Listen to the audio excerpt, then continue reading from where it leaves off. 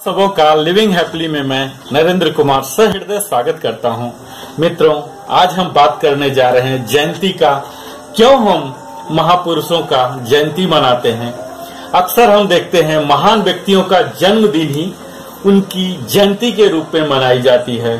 जैसे 25 मई को हम बुद्ध जयंती मनाते हैं, 13 अप्रैल को महावीर जयंती मनाते हैं, 14 अप्रैल को अंबेडकर जयंती और 2 अक्टूबर को गांधी जयंती मनाते हैं। इस प्रकार कई महान व्यक्तियों को जिन्हें हम श्रद्धांजलि देते हैं, उन्हीं की जन्म दिवस को जयंती के रूप में बड़े ही धूमधाम से मनाई जाती है।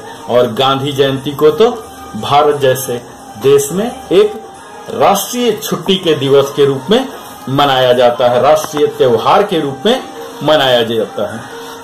मित्रों, आपको मालूम होगा कि वस्तुतः इसके पीछे उद्देश्य यह होता है कि ऐसे महान कार्य एवं गुणों को जन जन तक इस अवसर पर पहुंचाया जाए। इसके लिए कई सभा गोष्ठियां आयोजित की जाती है।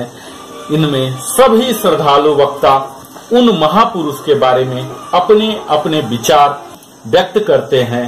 साथ ही समकालीन लोग अपने संस्मरण भी सुनाते हैं। इस प्रकार जयंती के माध्यम से हम उन महापुरुषों के प्रति अपनी श्रद्धांजलि तो अर्पित करते ही हैं, उनकी स्मृति को भी ताजा करते हैं। तो मित्रों, आज हम बात करने जा रहे हैं दरिद्रों के नारायण, देश का राष्ट्रपिता, मानव जाति का रक्षक, युग की आकांक्षाओं, अभिलाषाओं और उद्देश्यों का सच्चा प्रतिनिधि, पीड़ित मानवता को नया स्वर देने वाला वह युग पुरुष वास्तव में एक प्रकाश पुंज था। वो और कोई नहीं बल्कि हमारे बापू महात्मा गांधी थे।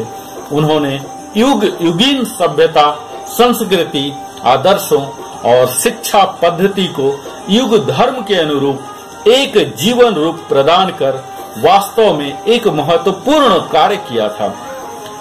वे भारत का ही नहीं, विश्व का महान पुरुष में उनकी गिनती होती है। यह भारतीयों के लिए ही नहीं, विश्व के लिए भी वंदनीय थे।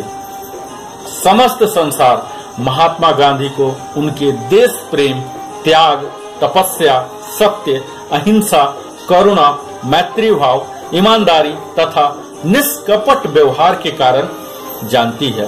भारत की स्वतंत्रता के लिए उनका अपना एक विशेष प्रकार का संघर्ष रहा, जिसे सत्य, अहिंसा और असहयोग का मार्ग कहा जाता है।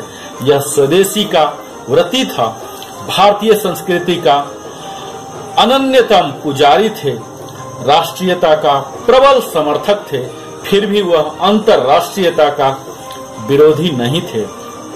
उनकी राष्ट्रीयता का क्षेत्र विस्तृत था।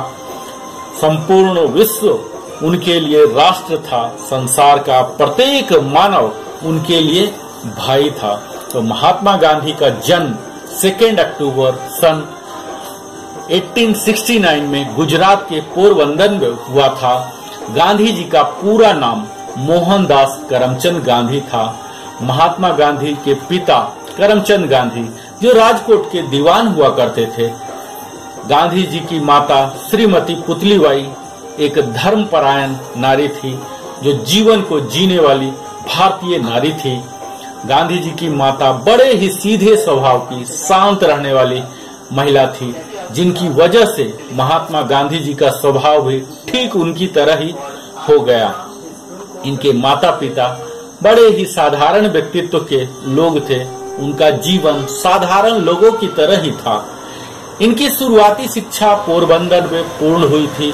उसके बाद ये मैट्रिक की परीक्षा उत्तीर्ण करने के बाद अपनी वकालत की पढ़ाई करने के लिए इंग्लैंड चले गए।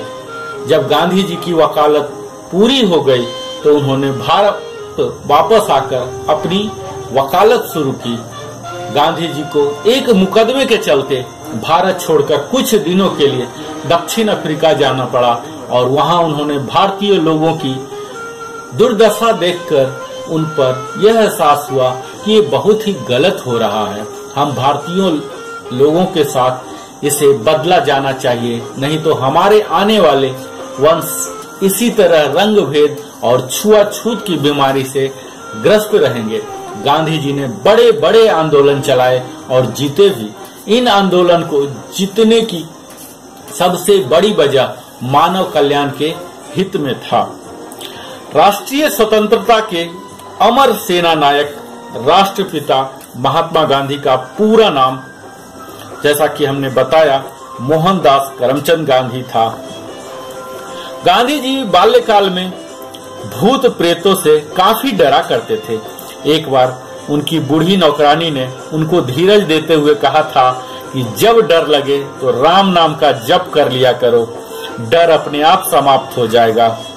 माता पिता की भक्ति भावना एवं नौकरानी की दी हुई सीख का गांधी जी पर इतना ज्यादा असर हुआ कि वे जीवन भर राम नाम पर अटूट श्रद्धा रखते रहे।